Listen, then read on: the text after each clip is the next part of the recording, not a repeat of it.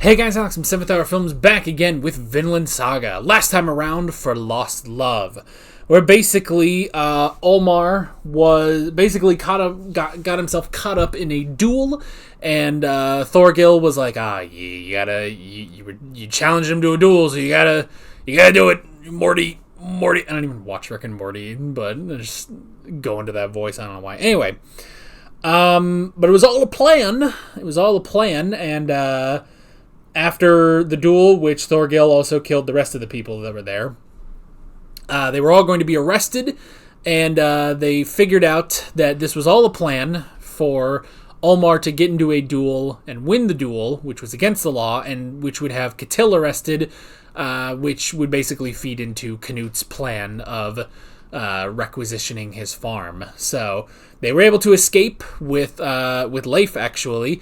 So Leif and Knut are now headed to Ketil's farm, where they might meet up with Thorfinn. So that's pretty much where we are. Like always, the reaction is down in the description and the pinned comment for your viewing pleasure. So let's go ahead and jump right into this episode of Vinland Saga. Here we go. The sun, it burns the night. Oh, good friggin' grief, man.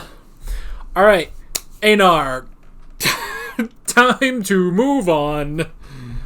Oh, man.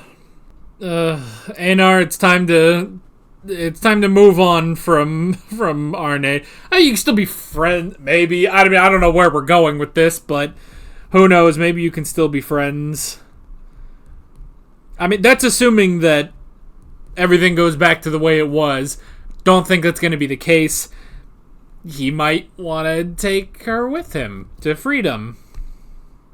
It's his wife. Good freaking grief, man. As if Einar didn't have enough problems with this girl, with Ketil. It is interesting that you can so easily see that it's like, oh, the mistress sent Arne over to care for Sverkel from now on. It's like, yeah, because Ketil isn't here. So, Ketil isn't here right now. He's still on the boat. So, his wife is like, alright, in the meantime, I'm going to get rid of this girl that he keeps, confiding in bed, Is this guy gonna go after Ketil? Too many things are happening.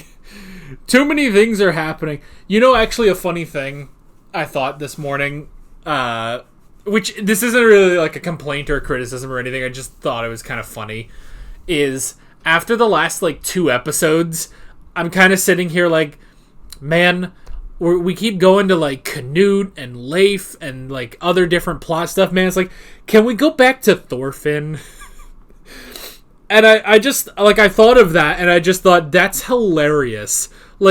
Imagine saying that in season 1, imagine thinking, yeah, but can we get back to Thorfinn? Because Thorfinn was nothing in season 1, and that was the point, and that's fine, But, Thorfinn was honestly kind of the least interesting thing in season 1. But that's by design. But now Thorfinn is the most interesting thing, So that's funny. So interesting stuff today. A new challenger approaches with a Gardar, which I have no idea how they pronounced it, but it's Gardar. So I'm just gonna say Gardar. So I don't know, man. I don't know what are we gonna talk about. Sverkel. That was his name, right? That sounds right. But now I'm looking at it, it's like, that was his name, I think. Hold on, we can go back. Come on, I know I wrote it down somewhere, right? Sverkel. Yeah, I was right. Sweet. This is why I take notes, because I can... It's so rare that I actually go back and look at the rest of my notes, but here we are. Sverkel. Yeah. So he's bedridden. That is unfortunate. Snake is a bastard, ain't he? He just sucks, because it's like, the whole reason... And I mean, just like... He's literally, at the end of the day, he skipped lunch, he's hungry because it's dinner time, and he's just, like, yelling. Like, he's literally missing meals because the old man isn't there to feed him, and it's like, what a lazy, good-for-nothing man, And the thing is, it's like, I think he probably could make himself some food. He just doesn't out of principle. It's like, what a terrible person, Meanwhile, it's like, Thorfinn at least, like, even in season 1, Thorfinn would at least go catch a rabbit and eat it, And it was, when he, when he caught a rabbit and, Ragnar and Canute cooked it and actually made a meal for him. He enjoyed that, But no. Snake will literally sit there and starve before he goes and makes himself food. Good lord, man. But then Arnheid came in and gave them food. And I like that too. I don't really know if you guys are going to like it though. Cut to them eating like Goku eats, They're just snarfing it down. I like that, just like, oh, you guys don't pray before you eat. Okay. Oh boy, it's like, yeah, these are men, all right. They're just gonna snarf down that food. Sverkel can't though, unfortunately. And so Arnheid has to feed. And I like that little moment. I like Thorfinn being able to laugh. I mean, that's the thing. It's like Thorfinn is in such a good place right now, like mentally, emotionally. Like, Thorfinn is in such a good place, but there's still so much show left, But it is the thing of, like, literally plot has to happen around Thorfinn, In the same way that, like, it's because we had Thorfinn in season 1 that we saw everything with Askeladd, but, like, and now in season 2, it's kind of the same way, because it's like, in season 1, he didn't care. In season 2, he's just not a part of it. Like, it's just not something that really affects him, Like, aside from his own character arc, So, his character arc does affect him, obviously. That's the story he follows. But, like, other than that, like, everything else pretty much is fine. Like, he's not really a part of it, But he's in such a good place right now that it's like, a plot literally has to come to him. They had to invent a plot about Gardar and bring it to Thorfinn. On top of the fact that they're bringing Canute and Leif and, Ketil back. It's ridiculous. There will be conflict, obviously. If Gardar is going to take Arnheid, if he takes Arnheid, I mean, the issue, the conflict, basically, will be with Snake. Because Snake wants the horses, Snake wants the reward, so he'll try to capture them. The question is, how do Einar and Thorfinn fit into this right now? Einar, I mean, because Einar, clearly he likes Arnheid. I would probably say, though, Einar is a good guy. So he probably would be like, oh, this is your husband, and, you're going to try to escape with your husband.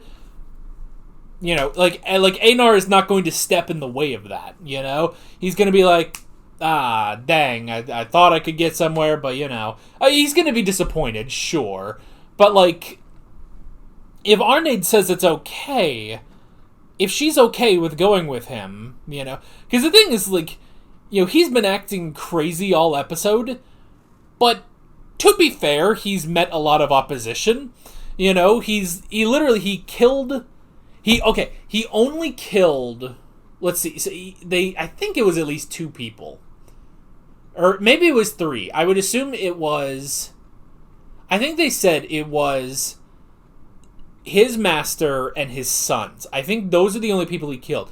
He spared the wife and the baby. So that's something. I think that immediately tells you it's like he's not crazed, really. He's pissed. He finally got fed up with how he was treated as a slave. And you know what? Kind of more power to him, you know? Like, yeah, we really lucked out that we were taken by Kittel. I say we as if you and I are a part of this story. We're right there. We're right next to Thorfinn and Einar, you know? But we were, retainers aside, we were kind of lucky with Kittil. But not everyone is that lucky, you know? And Garter clearly was not lucky. So he's taking all of that out on them. And then, with Lizard and the other two, they were people that were trying to attack him and capture him and get the reward. So, like, honestly, I would be willing to bet Garter's probably not a bad guy, you know?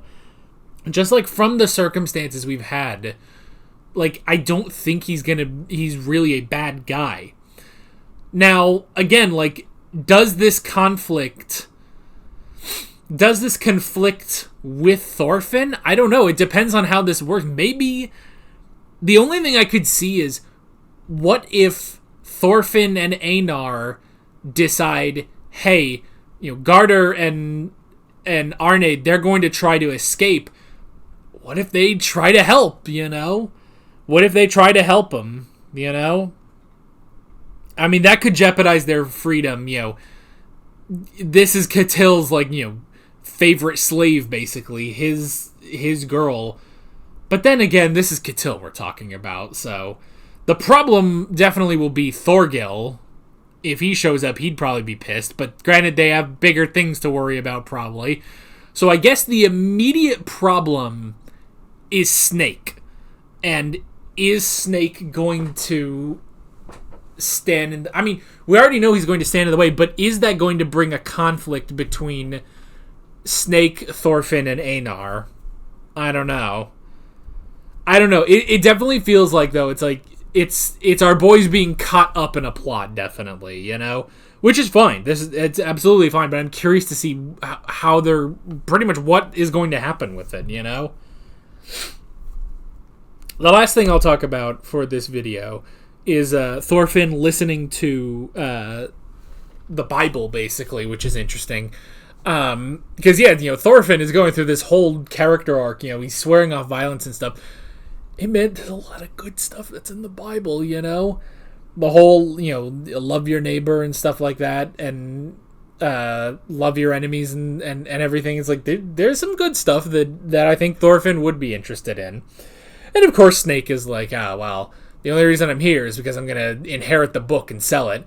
I guess it makes sense that a book like that, especially the Bible, and as big and grand as that book is, like, I guess that makes sense that it would be worth some money, but it's interesting. He's literally stayed with this old man for years, it seems like, just to inherit this book. But, hey man, it's the Middle Ages. Books are going to be a bit more rare, so... I mean, it's already impressive that a farm owner, even former farm owner, has this kind of book, especially a copy of the Bible, So, yeah. But it's just interesting hearing Thorfinn listen to that. I mean, it's an interesting thing because, again, I think we talked about this last episode, the sort of, the changing of Canute and Thorfinn.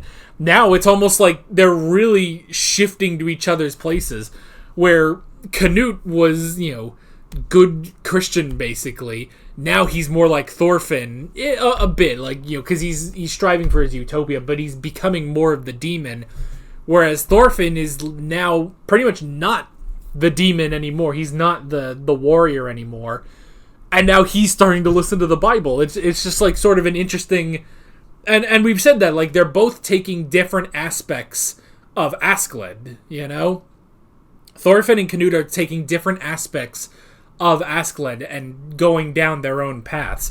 And it's very interesting to see this almost like mirroring and reversing of Canute and Thorfinn, So, it's just so great. Again, every time I watch the show, I am blown away by how amazing it is.